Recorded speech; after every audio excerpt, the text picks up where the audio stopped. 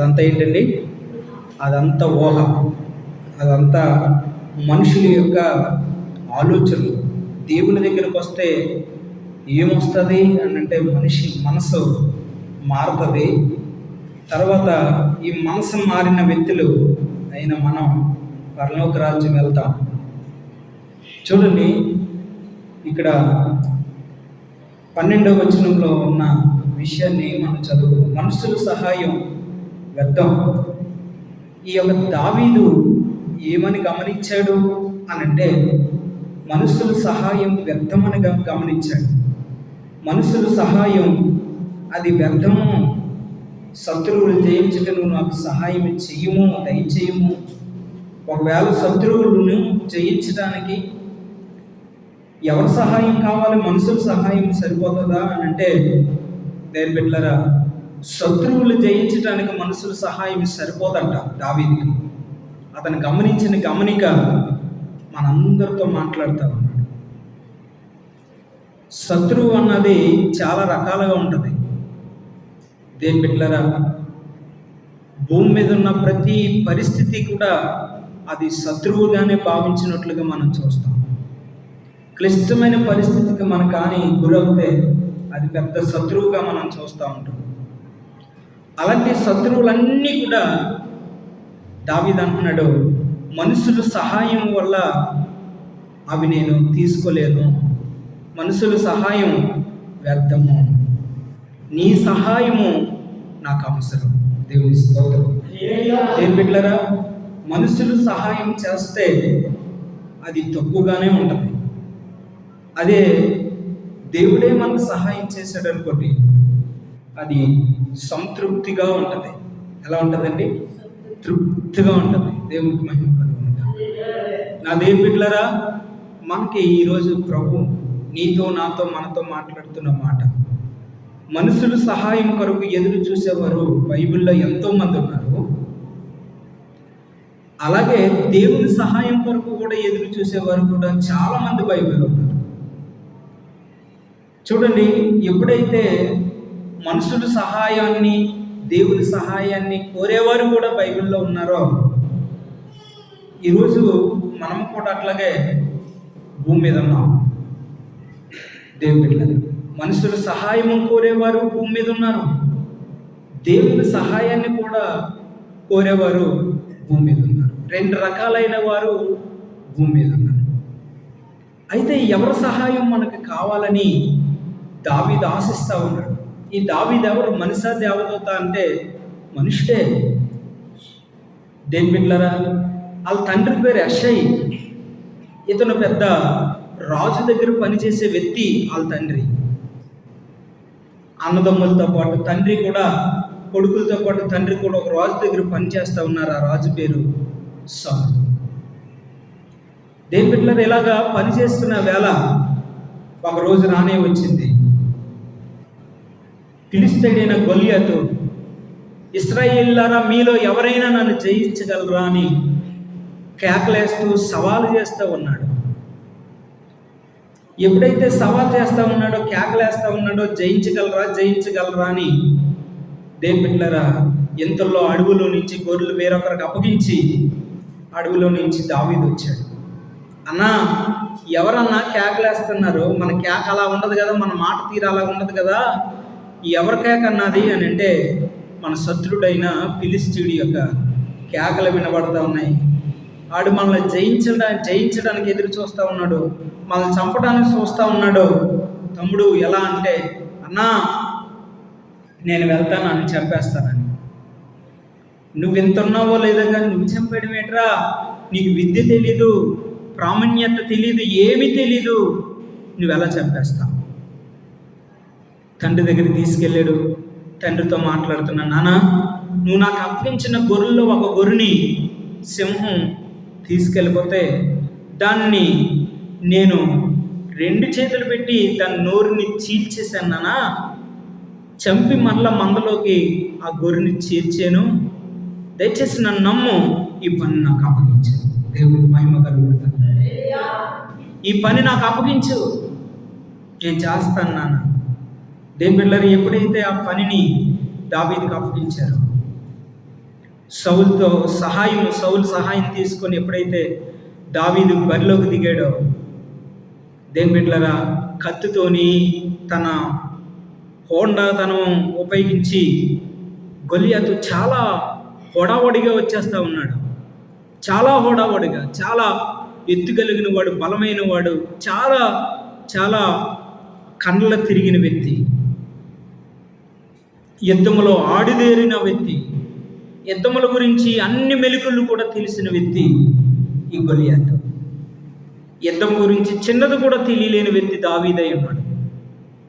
దేని బిడ్డలారా, అలాంటి వేళలో, అలాంటి సమయాల్లో ఒక్క ఒడిసెల రాయ తీసుకుని గొలియాతుని ఇక్కడ నసల మీద కొట్టంగానే, నా దేని బిడ్డలారా, అదంతా తను ఏమైపోయాడంటే కింద పడిపోయాడు. అయితే తన కత్తి తీసుకొని గొలియాతుని చంపాడు. దేని బిడ్డలారా, నా దేని బిడ్డలారా, తన కత్తితో తానే ఏం చేశాడని అంటే దావీదు పేగ నరికేశాడంతే. దేని బిడ్డలారా, కనుక దయచేసి ఈ విషయాన్ని మీరు మనం గమనించండి. ఇక్కడే ఆ లేడీస్ కూడా బొట్టు పెట్టుకుంటారు. దేని బిడ్డలారా, ఆ బొట్టు దేనికి సాదృశ్యం అని అంటే గొలియాతుకి సాదృశ్యం, బలహీనతకి సాదృశ్యం. అది బొట్టు పెట్టుకుంటే చాలా అందంగా ఉంటారని కొద్దిమంది మాట్లాడతారు. అర్థమైంది? అందానికి కాదు, అది బలహీనతకి సాదృశ్యం. ఎవరు బలహీనుల్లో వారు బలవంతులు. మనందరం కూడా బలవంతులుగా మారుతాం కాక. హల్లెలూయా. మంచిదే దేని బిడ్డలారా, మనం ఏమైనా దావీదు మనతో మాట్లాడుతున్నాడు 108వ కీర్తన ద్వారా, మనుషుల సహాయం వ్యర్థం. నువ్వు సహాయం చేయకపోతే యూదులకి మరొక దిక్కు నుంచి సహాయం అందుతుంది. ఎస్తేరు, నీ సహాయం నేను కోరట్లే. అర్థమైంది? రాజు సహాయాన్ని నేను కోరట్లే. నాకు ఎలాంటి సహాయం కావాలి? నీ నుంచి బోలు సహాయాలు భూమి మీద కావాలి. దేని బిడ్డ, బోలు సహాయాలు భూమి మీద ఉన్నాయి. డబ్బు సహాయం, ధనం సహాయం, అన్నం సహాయం, వస్త్ర సహాయం, భూమి సహాయం, ఇల్లు సహాయం, నీడ సహాయం, ఇవన్నీ సహాయంకి మనకి వస్తాయి. చాలా సహాయాలు భూమి మీద ఉన్నాయి. దావీదు కూడా ఏ సహాయాన్ని కోరుతూ ఉన్నాడు? శత్రువులను చంపే విషయంలో సహాయాన్ని దేవుని కోరుతూ ఉన్నాడు. దేవా, నేను శత్రువుని నేను చంపాలనంటే, శత్రువు విషయంలో నేను జయం పొందాలనంటే మనుషులు కాదు నా సహాయం చేసేది, నువ్వే. దేవుని స్తోత్రం కలుగుతుంది. మనుషుల సహాయం 2 పూటలు అన్నం పెడతారండి. మనుషుల సహాయం 2 రోజులు ఆశ్రయం ఇస్తారండి. మనుషుల సహాయం 1 సంవత్సరానికి కట్టుకున్న బట్టలు కొంటారండి. మనుషులు సహాయం చేస్తే నువ్వు 6 రోజులు బ్రతుకుతామనండి. కానీ దేవుడి సహాయం చేస్తే కరువు కాలం అంతా బ్రతుకుతాం. దేవునికి మహిమ కలుగుతుంది. హల్లెలూయా. కనుక దేవుని బిడ్డలారా, దేవుడు నీతో నాతో మనతో మాట్లాడుతున్న మాట, మనుషుల సహాయం అది వ్యర్థం. దేవుని సహాయం మనకు కావాలి. వ్యర్థమని గమనించాడు దావీదు, వ్యర్థమని తెలుసుకున్నాడు దావీదు. మనుషుల సహాయం వ్యర్థమని గమనించాడు దావీదు. మనుషుల మీద ఆధారపడే వ్యక్తి కాదు దావీదు, దేవుని మీద ఆధారపడే వ్యక్తి. దేవునికి మహిమ కలుగును గాక. హల్లెలూయా. అదే బిడ్డలారా, దేవుని మీద ఆధారపడే వ్యక్తి దావీదు, మనుషుల మీద ఆధారపడే వ్యక్తి కాదు దావీదు. అర్థమైందండి? నువ్వు లేకపోతే పని అవుతాం, నువ్వు లేకపోతే పని అవుతా అనే వ్యక్తి దావీదు కాదు. మనుషుల సహాయం వ్యర్థమని చెప్తా ఉన్నాడు. అలాగే బైబిల్లో ఉన్న ఒక వ్యక్తిని కూడా మనం చూసాం. ఆ వ్యక్తి పేరు మొర్దెకై. ఎస్తేరు, నీ సహాయం వ్యర్థం. ఒకవేళ నువ్వు సహాయం చేయకపోయినట్లయితే వేరొక దగ్గర నుంచి మీ యూదులకి సహాయం అందుతుంది. ఎస్, ఇది నిజం. ఆ మాటను తీసుకొని వేస్తారు, ఆ మాటను పట్టుకొని వేస్తారు, ఆ మాటను నమ్మింది వేస్తారు, ఆ మాట పుచ్చుకుందే వేస్తారు యొక్క హృదయంలో. దేవుడికి మహిమ కలుగును గాక. హల్లెలూయా. నా దేవుని బిడ్డలారా, మనం ఎవరికి సహాయం చేస్తాం? ఎవరికి మనం సహాయం చేయం. ఎంగిలి చేతులతో కుక్కను కూడా కొట్టనంత పిసనారితనంగా మనం ఉంటుంటాం. అర్థమైందండి? ఎవరికి మనం సహాయం చేయం, ఎవరికి మనం సహాయం చేయం. ఎంగిలి చేతితో కాకిన కొట్టం, ఒకవేళ కొడితే ఆ ఎంగిలి మెతుకులు రాలిపోతాయి అని చెప్పి పిసనారితనం. ఎవరికి మనం సహాయం చేయం.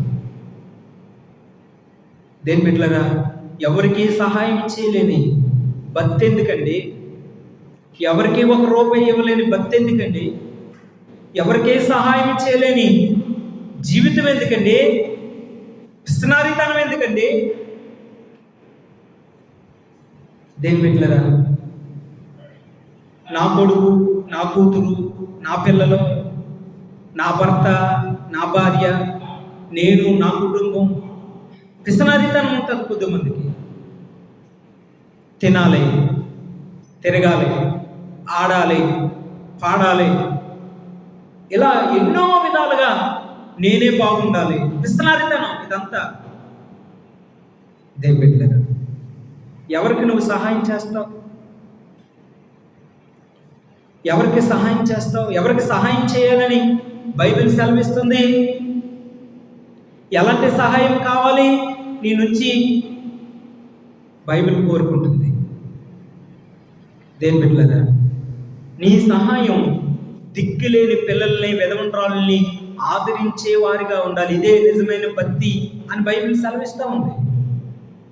ఏది సహాయం? ఏది ఎలాంటి సహాయం? దిక్కులేని పిల్లలు అంటే దేవుణ్ణి తెలియలేని పిల్లలు ఎంతోమంది ఉన్నారు. పిల్లలంటే ఎవరంటే చిన్నపిల్లలు అనుకునేది. దేవుని దృష్టిలో ముసలోడు కూడా పిల్లోడు లెక్కే. ఆమేన్. మీకు అర్థమవుతుందండి? ఎలాంటి సహాయం నీ నుంచి అందుతుంది? దేవుడు ఆశిస్తూ ఉన్నాడు, దేవుడు నిన్ను అడుగుతూ ఉన్నాడు, దేవుడు నిన్ను ప్రశ్నిస్తూ ఉన్నాడు, దేవుడు నీతో మాట్లాడుతూ ఉన్నాడు. దిక్కులేని పిల్లల్ని, విధవంతురాలని ఆదరించి నిజమైన భక్తి. ఎలాంటి సహాయము కోరాలి? చాలామంది ఇడ్లీలు తింటుంటారు, టిఫిన్ కొట్ల దగ్గర టిఫిన్ తింటుంటారు. సడన్గా ఎవరో అడుగుకున్న వాళ్ళు వస్తారు, అన్న ₹1 ఇవ్వన్నా, లేదంటే ఒక ప్లేట్ ఇడ్లీ ఇప్పించన్నా అంటే ఇడ్లీ ఇప్పించేస్తారు. అది సహాయం అనుకుంటారు వారు. సహాయం అంటే అది కాదు. దిక్కులేని పిల్లలను, విధవంతురాలను ఆదరించి ఒకసారి చదువుకున్నాను, బాగుంటుందండి. ఒకసారి చదువుకుంటే అది వండర్గా ఉంటుంది, భలే ఉంటుంది. యాకోబు పత్రిక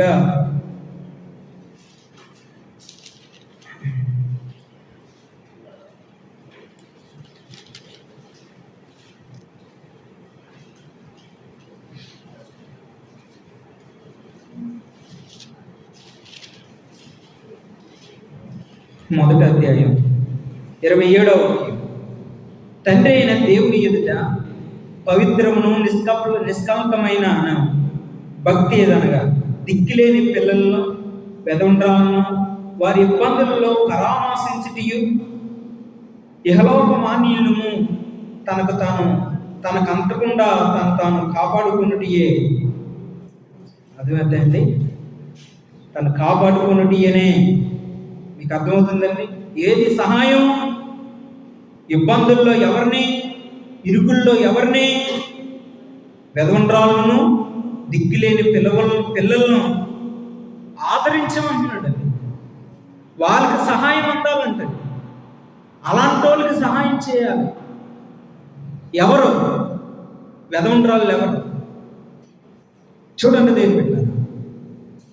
వారి కుటుంబం ఉండకూడదు, బంధువులు ఉండకూడదు. విధవంతురాలు అంటే స్నేహితులు ఉండకూడదు, చుట్టాలు పట్టాలు ఉండకూడదు, భర్త ఉండకూడదు, పిల్లలు ఉండకూడదు. దేని బిడ్డలారా, వాళ్ళకి ఎవరు ఉండరు కదా వాళ్ళకి. అలాంటి వాళ్ళని మనం ఏం చేయాలంటే దేవుని వాక్యం చెప్పి అలాంటి వాళ్ళకి ఎంతైనా మనం ఏం చేయాలంటే సహాయం చేయాలి.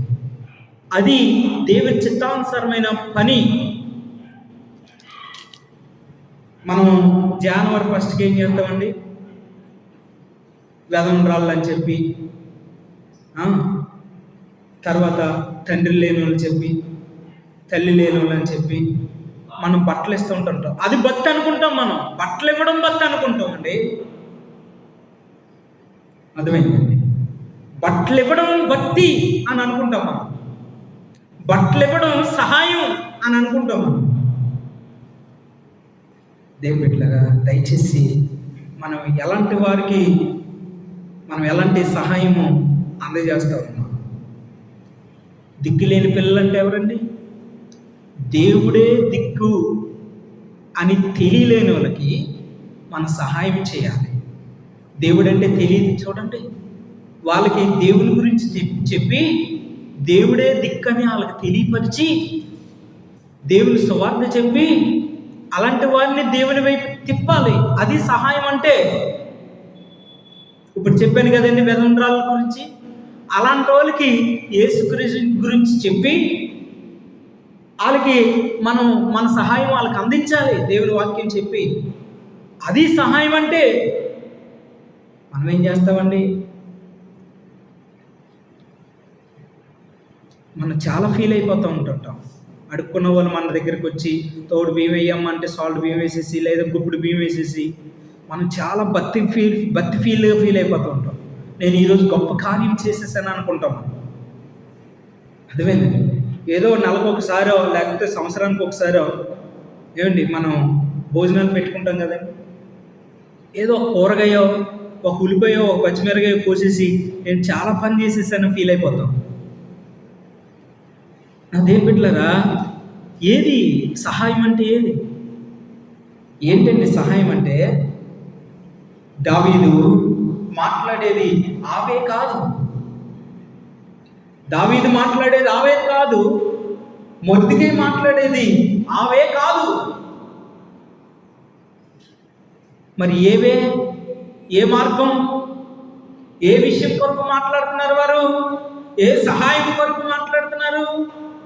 దేని బిడ్డగా మొర్దెకై అంటాడు, నీ సహాయం కాకపోతే యూదులకు మరొక దిక్కు నుంచి సహాయం అవుతుంది అంటాడు. కారణం దానికి ఏమన్నా అన్నం లేదా? తోడు బియ్యం కావాలని అడుగుతున్నాడా? కాదు. యూదులందరినీ చంపాలనుకుంటున్న ఒక వ్యక్తి ఉన్నాడు. ఆ వ్యక్తి నుంచి కాపాడబడాలి దేవుని నమ్ముకున్న బిడ్డలందరినీ అని ఒక నిష్ట కలిగి ఉన్నాడు. దేవుని స్తోత్రం, హల్లెలూయా. మన చుట్టూ ఉన్న ప్రాంతంలో ఉన్నవారు ఎంతో మంది దేవుని ఎరగలేని వారు ఉన్నారు. వారి కొరకు మనం ఏం చేస్తున్నాం? వారిలోకి మనం వెళ్ళిపోతున్నామా, లేకపోతే వారిని మనం వైపు తిప్పుకుంటున్నాం అన్నది మనకు అర్థం కాకుండా మనం జీవిస్తాం. మొర్దెకై అంటాడు, అమ్మా నువ్వు వెళ్ళే పని మర్చిపోకు. స్తోత్రం కలుగును గాక. నీ స్థాయిని మర్చిపోకు, నీ గురిని మర్చిపోకు. అహస్వరోసు దగ్గరికి నువ్వు ఎందుకు వెళ్తున్నావు అన్నది కూడా నువ్వు మర్చిపోవద్దు.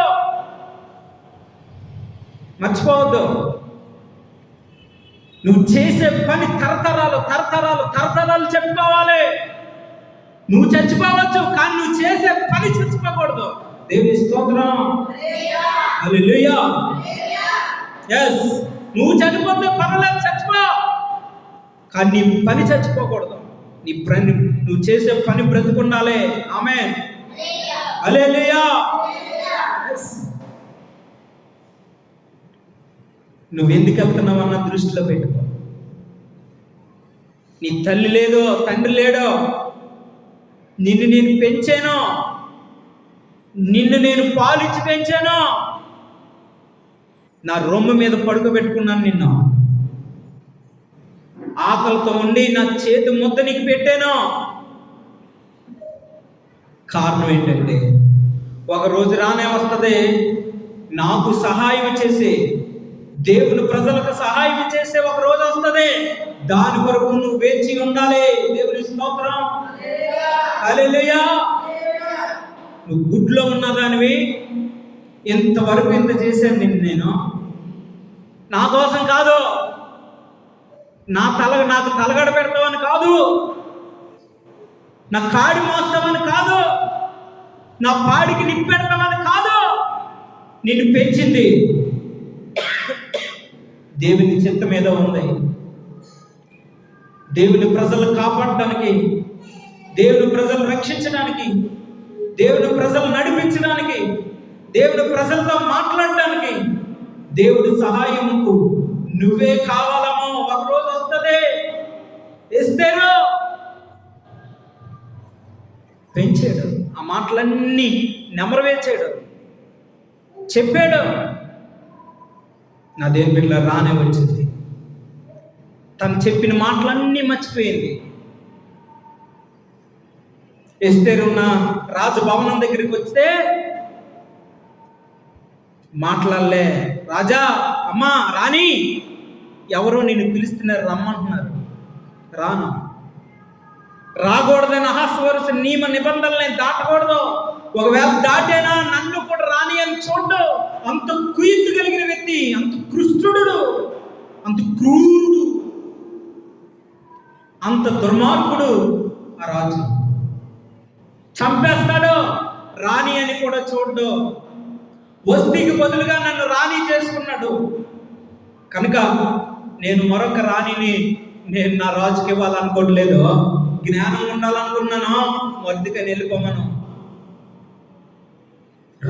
రాజుకు రాణిగా ఉండాలనుకున్నది కానీ ఎందుకు పెంచాడో, అసలు ఎవరో ఇస్తారన్న దానిని మర్చిపోయి తిరుగుతూ ఉంది. ఈ మాటను ఒకటి మాత్రం ఇస్తాడు. ఇస్తారా? నీ సహాయం అందకపోతే వేరొక దిక్కు నుంచి సహాయం అందుతుంది. దేవునికి మహిమ కలుగును. అంతేనండి. హల్లెలూయా. అంతేనండి. హల్లెలూయా. వేరొక దిక్కు నుంచి సహాయం అందుతుంది. ఇస్తాడు. ఎప్పుడైతే ఆ మాటను నమ్మిందో, పట్టుకుందో, నేను సహాయం చేసేది ఎవరికి, నేను సహాయం చేసేది ఎలాంటి వారికి, నేను ఎవరికి సహాయం చేయాలి. దేవుని బిడ్డలారా, రాజుతో మాట్లాడుతూ ఉంది. రాజా, నేను చంపడానికి ఏ వ్యక్తి అయితే ముందు వచ్చాడో ఆ వ్యక్తి వేరొకరిని కూడా చంపడానికి వస్తా ఉన్నాడు. నిన్ను చంపాలని ఏ వ్యక్తి అయితే ఎదురు చూస్తున్నప్పుడు నిన్ను ఒక వ్యక్తి కాపాడ్డాడో ఆ వ్యక్తి ఇప్పుడు ఆపదలో ఉన్నాడు. ఎంత మంచిగా మాట్లాడిందో దేవుని బిడ్డలారా. ఆ మాట ఎప్పుడైతే పట్టుకున్నాడో రాజు, దేవుని బిడ్డలారా, ఊరి తీయించేశాడంతే. దేవునికి స్తోత్రం. ఎస్, రాణి ఎప్పుడైతే ఆ మాట చెప్పిందో ఊరి తీయించగానే మొదటికే యూదులందరూ కూడా కాపాడబడ్డారు. వారికి సహాయం ఎట్లా అందింది? ఒక్క స్త్రీ. దేవునికి మహిమ కలుగును గాక. నీ ప్రజలకి ఎలాంటి సహాయం అందాలి? నీ ప్రజలకు ఎలాంటి సహాయము ఎక్కడి నుంచి అందుతుంది? నీ ప్రజలకి సహాయం అందాలంటే ఎవరు అందించాలి? ఏ సహాయం చేయాలనుకుంటున్నామండి? చచ్చిపోయే లోపు సండే స్కూల్లో మేము ఒక మాట మాట్లాడుకున్నాం. మనం చచ్చిపోయే లోపు ఒక మంచి పని చేసి చచ్చిపోవాలరా. అది మనతోనే అంతమైపోకూడదు, మనతోనే అంతమైపోకూడదు. అది తరతరాల్లో చెప్పుకోవాలి. దేవునికి స్తోత్రం కలుగును గాక. ఎస్, మనం చేసే పని మనం చచ్చిపోతే చచ్చిపోవచ్చు, కానీ మనం చేసే పని చచ్చిపోకూడదని చెప్పారు. అదేందని నోరేలు పెట్టారు. అవును, ఒక్క చెప్పులు కుట్టుకున్న వ్యక్తి అండి.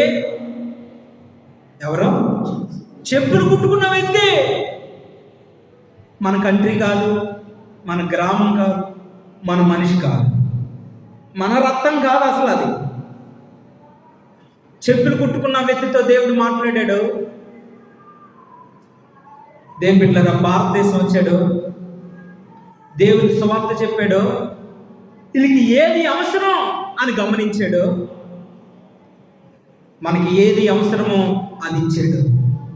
మనకి ఏది అవసరం అని గమనించాడు అని అంటే బైబిల్ అవసరం అని గమనించాడు. దేవునికి స్తోత్రం కలుగుగా. హల్లెలూయా. తను చచ్చిపోయాడు కానీ తను చేసే పని చచ్చిపోలేదు. దేవునికి మహిమ కలుగును గాక. హల్లెలూయా, హల్లెలూయా. తను చచ్చిపోయాడండి, తను చేసే పని చచ్చిపోలేదండి.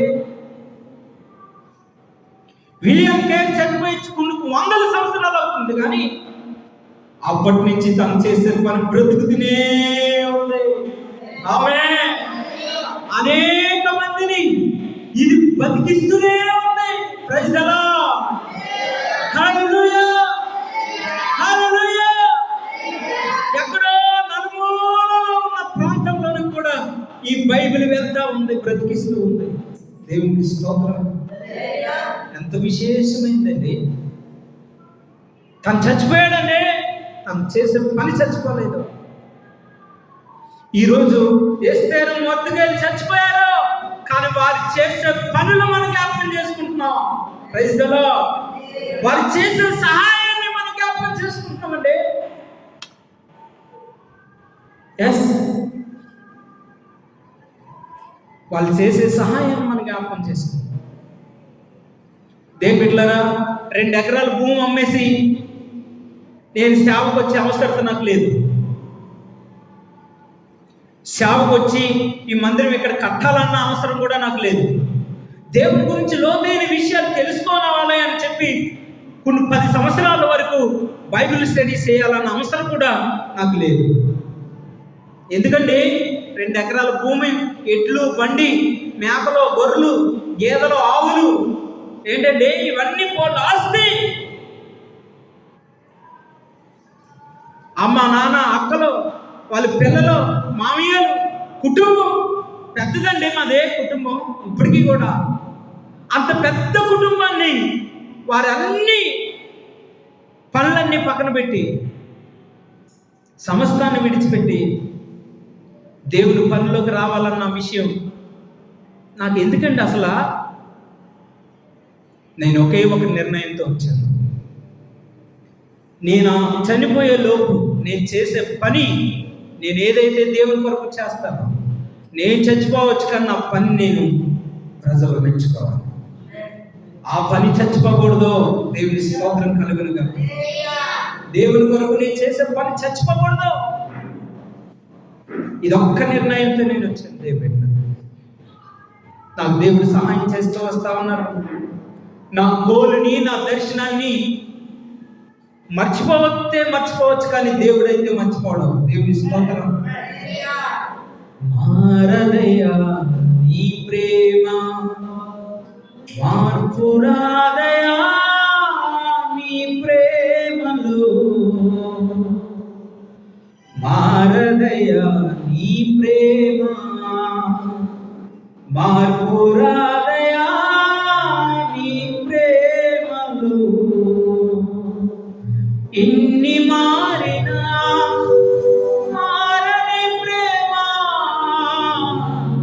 ఎన్ని మారినా మారని ప్రేమ, యేసయ్యా నాపై నీ ప్రేమ మారనే మారదు.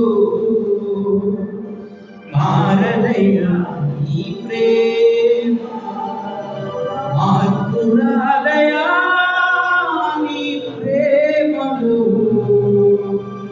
మారదయా నీ ప్రేమ, మార్పు రాదయా నీ ప్రేమలో, మార్పు రాదయా నీ ప్రేమలో. హల్లెలూయా. ఎలాంటి సహాయం దేవుడు ఆశిస్తా ఉన్నాడు నీ నుంచి, నా నుంచి. నీకు నాకు దేవుడు సహాయం చేశాడు, నిన్ను నన్ను రక్షించుకున్నాడు. మరి మనం ఎలాంటి సహాయం ప్రజలకు అందించాలి? దేవుడు ఆశిస్తా ఉన్నాడు. మొద్దుకే ఒక స్త్రీని ఎప్పుడైతే పెంచుకున్నాడో ఆ స్త్రీ యూదులందరికీ సహాయం చేసే వ్యక్తిగా మారిపోయింది.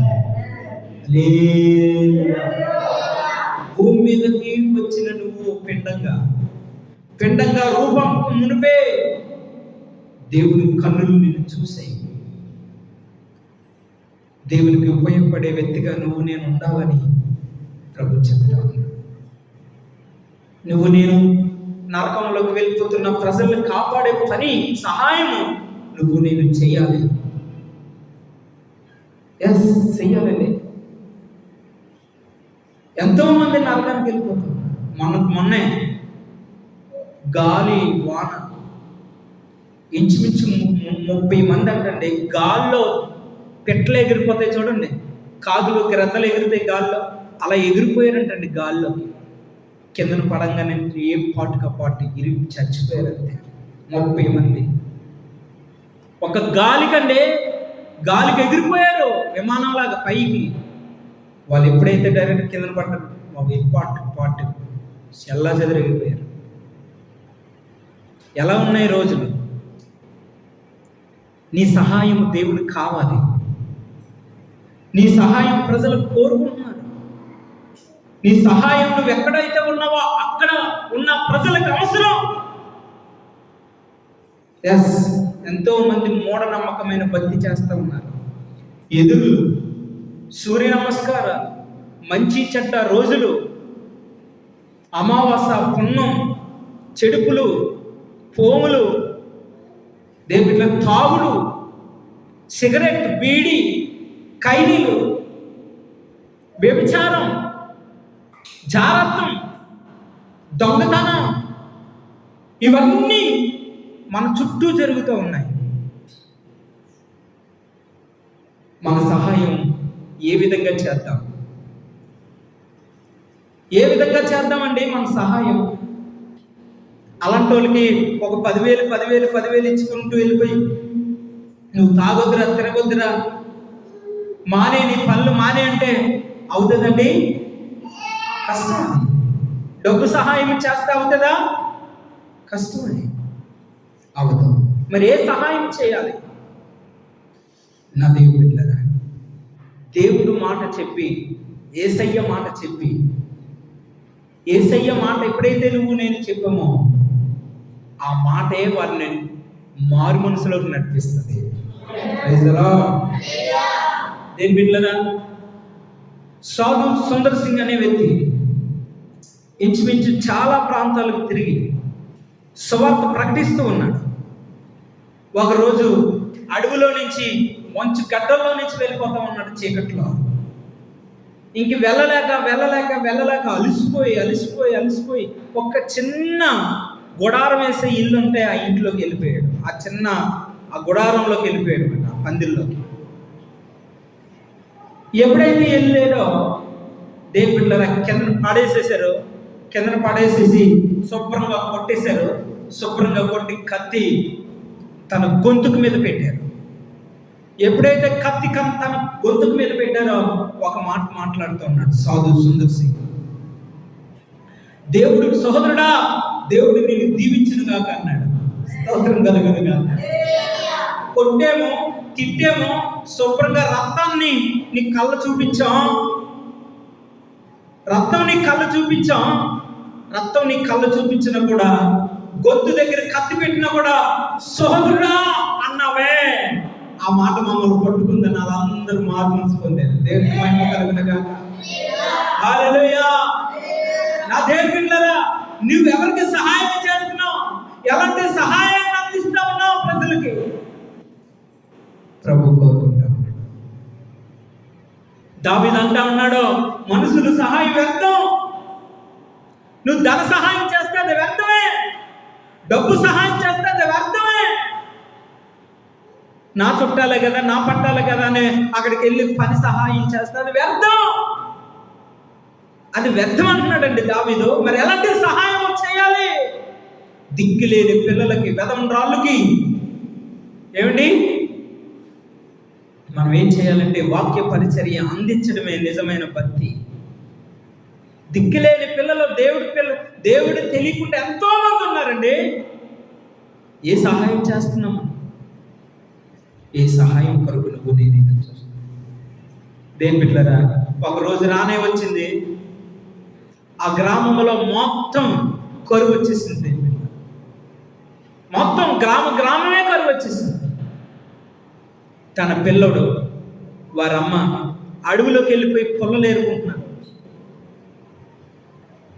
ఇంకా ఈ పుల్లలతో ఒక చిన్న అప్పం కాల్చుకుని తినేసి చచ్చిపోదాం అన్న ఆలోచన వాళ్ళు భక్షిస్తూ ఉంది. ఎప్పుడైతే ఇలాగా కాలం కొనసాగుతుందో, అడవులోకి వెళ్ళి పుల్లలు ఏరుకుంటున్నాడో, ఒక దైవజనుడు రానే వచ్చాడు. అమ్మా, నాకు తినడానికి ఏమన్నా పెడతావా? అయ్యా, కొరువులో మేమున్నాం, తినడానికి ఏమన్నా పెడతావా అని అడిగితే వెంటయ్యా, మా వాలకాలు చూస్తుంటే అర్థం కావట్లేదా? అర్థమైందండి. మా వాలకాలు చూస్తుంటే అర్థం కాలేదా? తినడానికి ఏమన్నా ఉన్నాయి పెడతావా అని అడుగుతావా అంటుంది ఆవిడ. చూడండి, ఏమన్నా దొరలింటికి వెళ్ళాం అనుకోండి, మనం ఎక్కడికి, దొరలింటికి, రాజులింటికి, పిఎం ఇంటికి, సీఎం ఇంటికి ఒకవేళ వెళ్ళాం అనుకోండి, సినిమా హాల్కి, ఎలాంటి బట్టలు వేసుకొస్తారండి మీరు?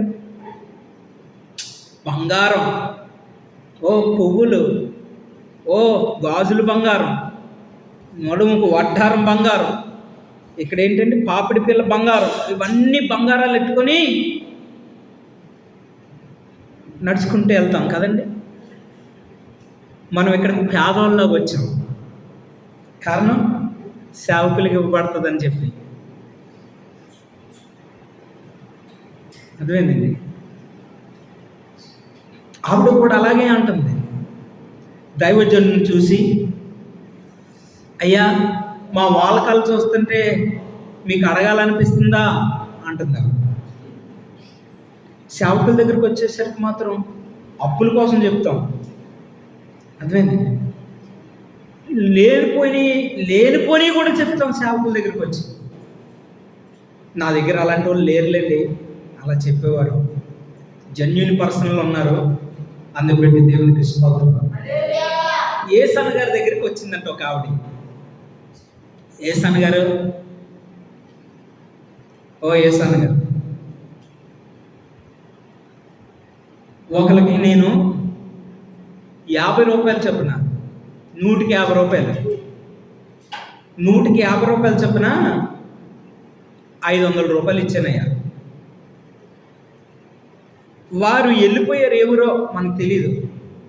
వాళ్ళు వచ్చి డబ్బులు ఇచ్చేసారనుకోండి, అందులో కొన్ని డబ్బులు మీకు ఇస్తానయ్య కనుక ప్రార్థన చేయండి అంటే, ఈవిడ నిజంగా ఎత్తదా అనుకొని ఉపవాసం ఉండి ప్రార్థన చేస్తున్నాడంటే ఆ మాట నమ్మి ఎత్తనన్నది కదండి. ఎప్పుడైతే ప్రార్థన చేస్తున్నాడు ఉపవాసం ఉండి, నెలలు అయిపోతుంది, సంవత్సరాలు అయిపోతుంది, ఈవిడ చర్చిలోకి రాదు, ఆవిడ కనపడదు, ఆ డబ్బులు ఇత్తనన్నది కదండి, ఇవ్వడం కనపడదు.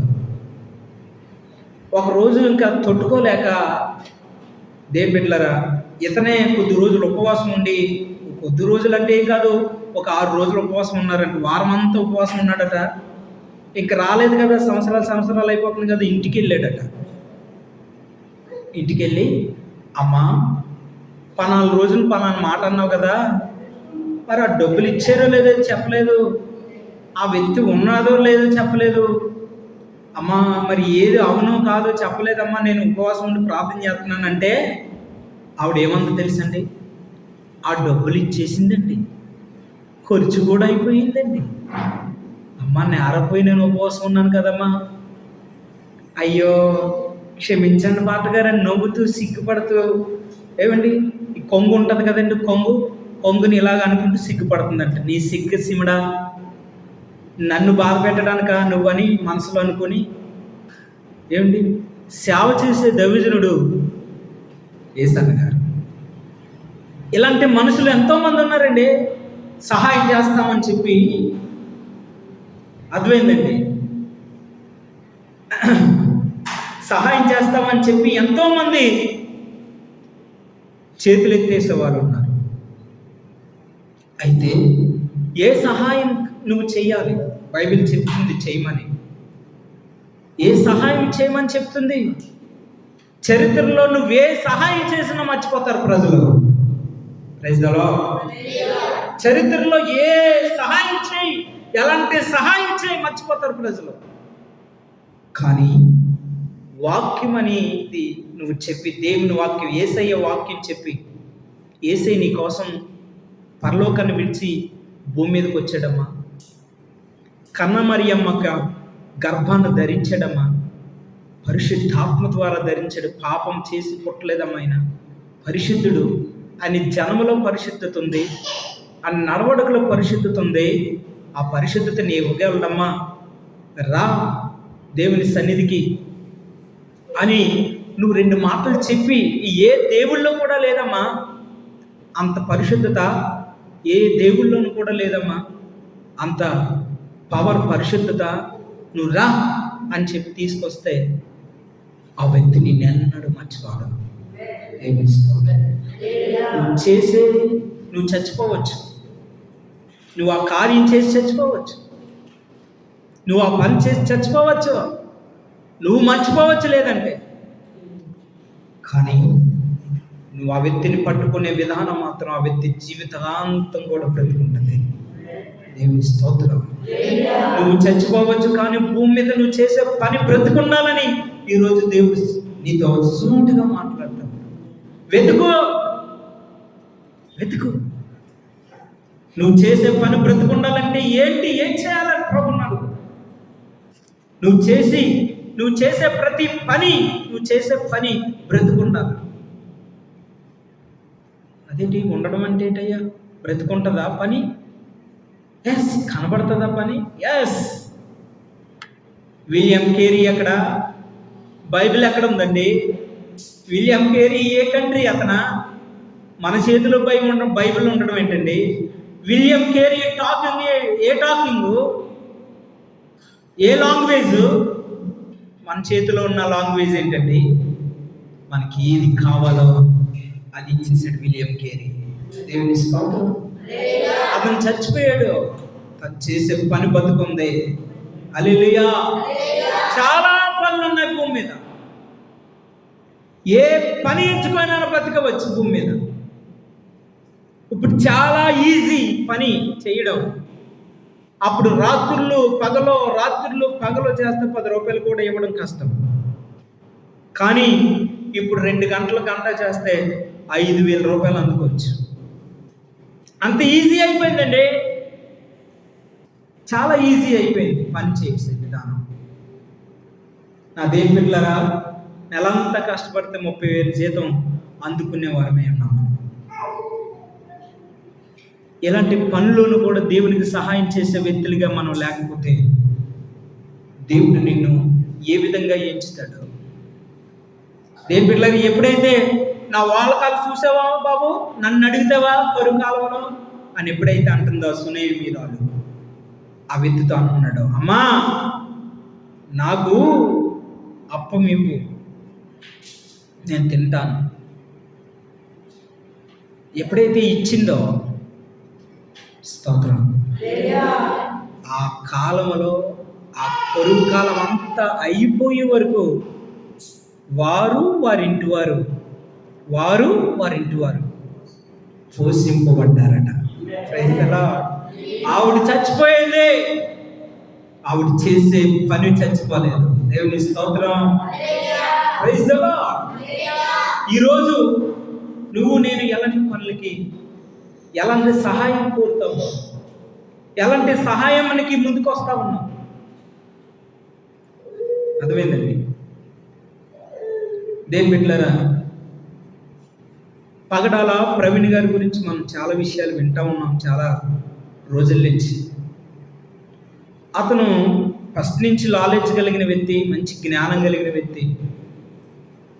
దేని బిడ్డలారా, మంచి తాగుబోతూ మంచి ధనాన్ని కూడా సమకూర్చుకున్న వ్యక్తి. అయితే ఇలా జీవిస్తున్న కాలాల్లో దేవుడు తనతో మాట్లాడంగానే ఒక దైవజనుడి దగ్గరికి వెళ్ళాడు. పరిచర్య చేస్తూ ఉన్నాడు, రక్షింపబడతా ఉన్నాడు. వాళ్ళ అమ్మాయే వచ్చి నన్ను పెళ్లి చేసుకో అంటే ఆవిడతో నేను పెళ్లి చేసుకుంటానని చెప్పలేదు, కానీ వాళ్ళ డాడీ దగ్గరికి వెళ్ళి మీ అమ్మాయిని నేను పెళ్లి చేసుకుంటానని చెప్తే వాళ్ళిద్దరికి వివాహం చేస్తే 2 ఆడపిల్లలు పుట్టారు. ఆ 2 ఆడపిల్లలే కాకుండా దేని బిడ్డలారా, ఇంచుమించు 300 మంది పిల్లల్ని బైబిల్ టీచింగ్ అందజేస్తూ ఉన్న కాలేజ్ నిర్మించాడు. దేని బిడ్డలారా, కాలేజీ పిల్లలు అంటూ ఉన్నారు, తను చచ్చిపోయాడు, తను ప్రారంభించిన పని చచ్చిపోలేదు. దేవుని స్తోత్రం కలుగును గాక. హల్లెలూయా, హల్లెలూయా. ఈరోజు నువ్వు చనిపోవచ్చు, నువ్వు చేసే పని చచ్చిపోదు. ఈరోజు క్రిస్టఫర్ అనే నేను చచ్చిపోవచ్చు, సుసన్న చెల్లి చచ్చిపోవచ్చు, కానీ పని ప్రారంభించిన పని చచ్చిపోదు, అది జీవిస్తూనే ఉంటుంది. అయినా praise the lord, praise the lord. ఇది దేవుని పని. ఎంత కరువు, ఎంత అవమానాలు, ఎంత నష్టం కలిగినప్పటికీ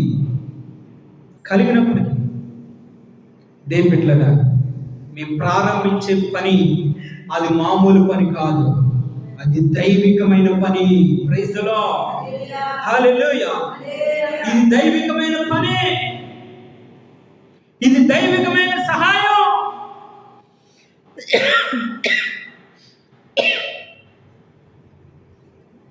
మాకు జ్ఞానం ఉందా ఈ పనిలోకి వచ్చింది? కాదే. మాకు ధనం ఉందా? కాదు. మాకు ఆస్తులు అంతస్తులుందా? కాదు. వీళ్ళు సహాయం చేస్తారనా? లేదు. అర్థమైందండి? మాకు ఎక్కడి నుంచి వచ్చే ధనం సహాయం లేదు. మీరు ఇస్తే ఇవ్వడం, లేదంటే అలా వస్తుని ఉండడం తప్ప వేరొక దగ్గర నుంచి మాకు సహాయం ఎక్కడి నుంచి రాదు. దేని బిడ్డలారా, ఈరోజు దేవుడు మనతో మాట్లాడుతున్నమాట. నువ్వు చేసే పని అది చచ్చిపోదు. ఒకవేళ నువ్వు అలాంటి పనిని కానీ ప్రారంభిస్తే,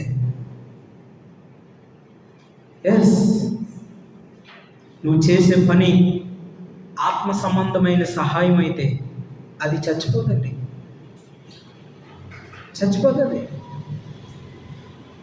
దేవుడిలాగా దయచేసి మనం దేవుని సహాయాన్ని కోరుదాం. శత్రువుని చంపే సహాయం దేవుడే చేస్తాడు. హల్లెలూయా. అవునండి, శత్రువులను చంపే సహాయం దేవుడు తప్ప ఇంకెవరు చేయరు. ఎవరు శత్రువుడు ఎవరండి? మనలో పనిచేసే ప్రతి ఆలోచన శత్రువే. దాన్ని చంపగలిగిన సహాయం దేవుడు చేయను గాక. ఆమేన్. దేవుడే చేయను గాక. చూడండి, దావీదు ఏమంటున్నాడో చూద్దాం. 108వ కీర్తన.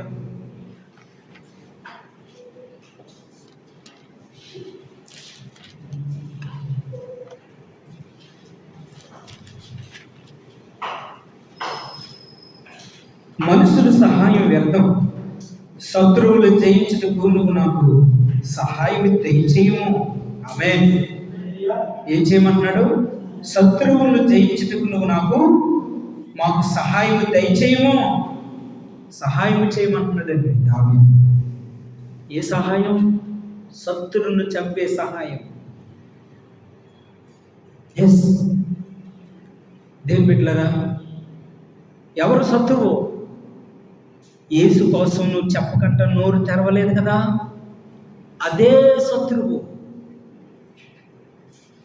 ఇక్కడ ఉన్నారండి,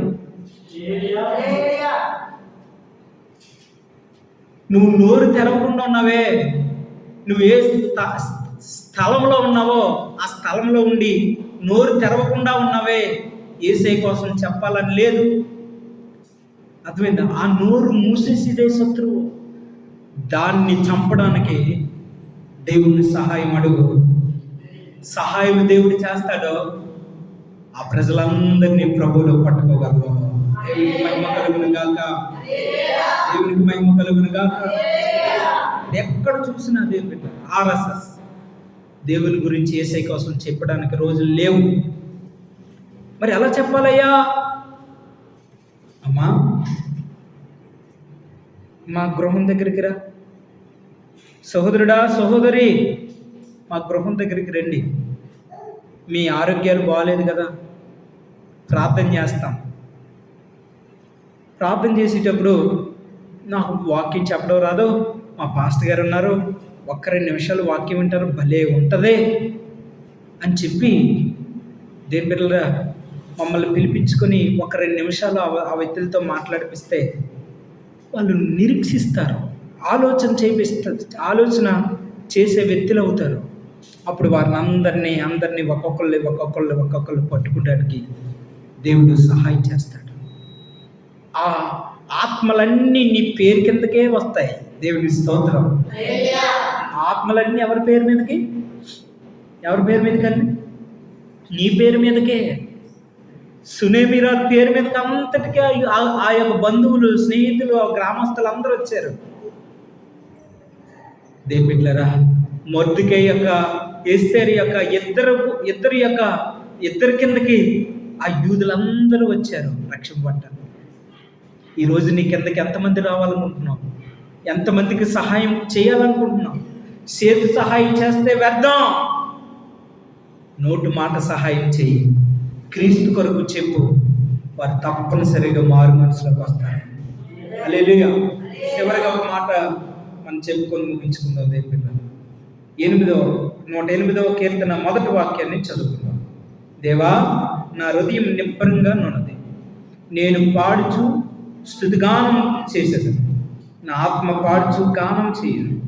సర్వమండలమా సితారా మేలుకొనుడి, నేను వేకువనే లేచెదను.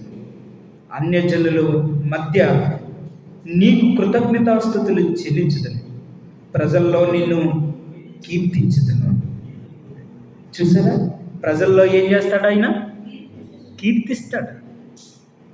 ప్రజల్లో ఉన్న తర్వాత నువ్వేం చేస్తావు? ఏమండి, గాలి కబుర్లు చెప్పొద్దు, వ్యర్థం. గాలి కబుర్లు చెప్పొద్దు, వ్యర్థం. నేను గుంటూరు వెళ్తున్న సమయంలో నాకు తెలిసిన వ్యక్తే మన మందిరంలోకి వచ్చాడు. ఆ వ్యక్తి ఒకసారి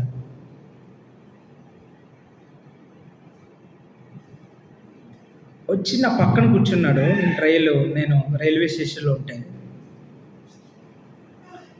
అయ్యగారు ఈ మెసేజ్ ఆలకించండి అంటున్నాడు. నేను ఆల్రెడీ ఫోన్ మాట్లాడుతున్నాను వేరొక వ్యక్తితో. ఈ మెసేజ్ పెట్టి ఫోన్లో పెట్టి ఆలకించండి అంటే అటువైపు సెవ్ ఏమీ వేయలేదు కానీ, చూడలేదు కానీ, పెట్టి అలా ఉంచాడు, చేతితో పట్టుకున్నాడు. 5 నిమిషాలు ఉంచాడు, ఒక 15 నిమిషాలు ఉంచాడు, ఒక 20 నిమిషాలు ఉంచాడు. నేను అటువైపు చూడలేదు, ఆ వ్యక్తి వైపు చూడలేదు, ఆ వ్యక్తి వైపు మాట్లాడలేదు, అలా పెట్టి అలా చూస్తున్నాడు అన్నమాట. అప్పుడు నా ఫోన్ అయిపోయిన తర్వాత పక్కన పెట్టి నేను కూడా ఏం చేస్తున్నానంటే ఆ మెసేజ్ వింటున్నాను.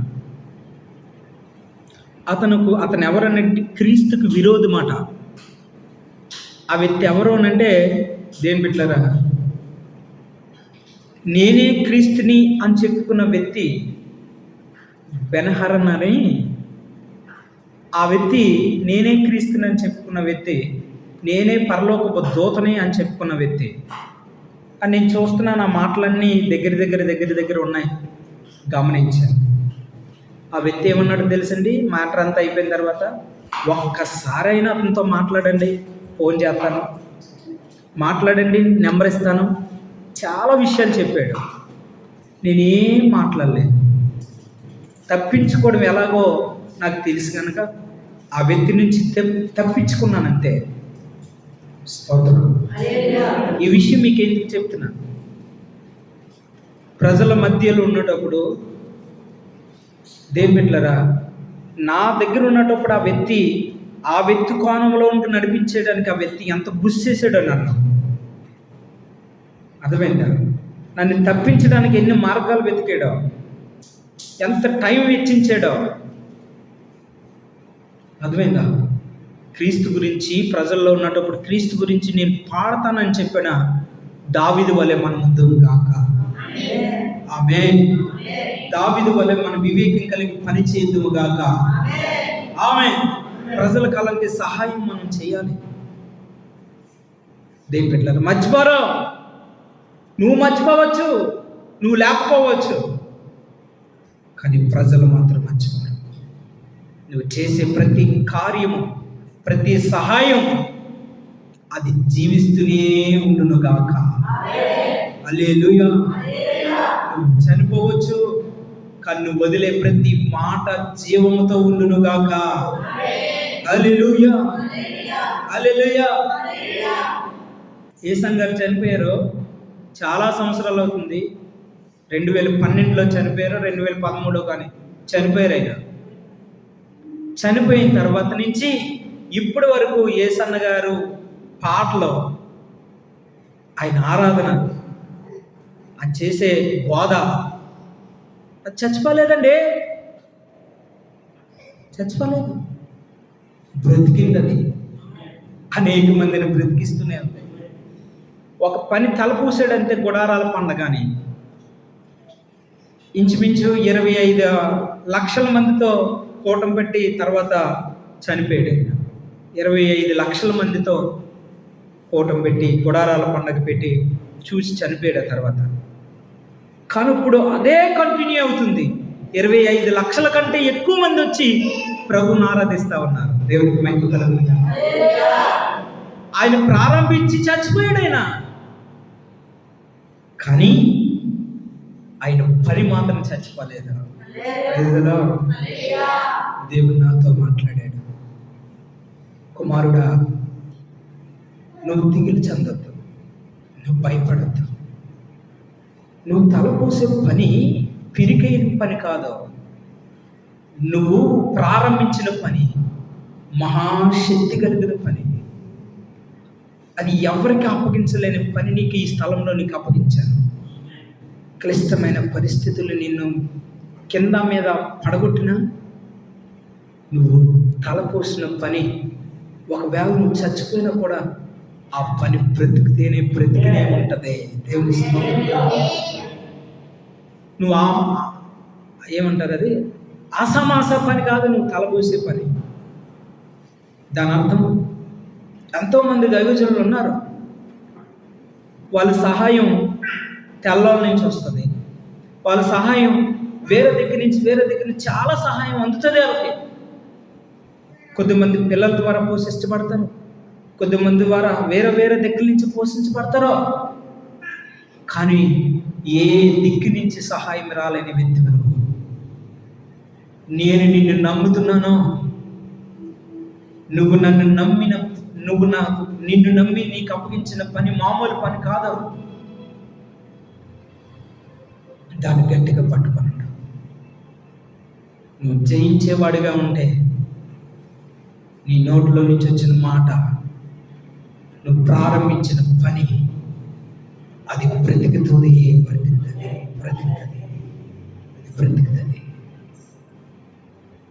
దేవునికి స్తోత్రం కలుగును. దేవుని బిడ్డలారా, మీ కళ్ళ ముందు ఈ పరిచర్యలో మేము ఇలా కొనసాగుతున్నాం. మీరు తప్పనిసరిగా దేవుని కొరకు పనిచేయండి. మీరు ఒకే గురి పెట్టుకొని ఉండండి. నేను చనిపోవచ్చు, కానీ నా పని బ్రతుకుండాలంటే నేను ఏం చేయాలి? రాసుకోండి ఓ డైరీలో. ప్రతిరోజు ఆ డైరీలో పెట్టి ఒక్కరోజు అయినా, ఒక్క పూట అయినా, ఒక గంట అయినా ప్రతిసారి మీ ఫోన్లో రాసేసుకోండి. ఆ లాక్ ఉంటుంది కదండి, ఆ లాక్ దగ్గరే పెట్టేసుకోండి పెద్ద అక్షరాలతో. నేను చనిపోతే నా పని బ్రతుకుండాలి, నేను చనిపోవచ్చు కానీ నా పని బతుకుండాలి అని రాసేసుకోండి. దేని బిడ్డలారా, దేవునికి సహాయం చేయను గాక. అలాంటి సహాయం దేవుడిని కృప చూపించి నడిపించును గాక. ఆమేన్. హల్లెలూయా. చెల్లి ప్రార్థనలో నడిపిస్తుంది. ప్రార్థన వెళ్ళిపోతాం. అందరు కళ్ళు మూసుకుందాం. ఎవరు కళ్ళు తెరవద్దు. హల్లెలూయా. పరిశుద్ధాత్ముడా, పరిశుద్ధాత్ముడా, పరిశుద్ధాత్ముడా, నీ స్తోత్రం, స్తోత్రం.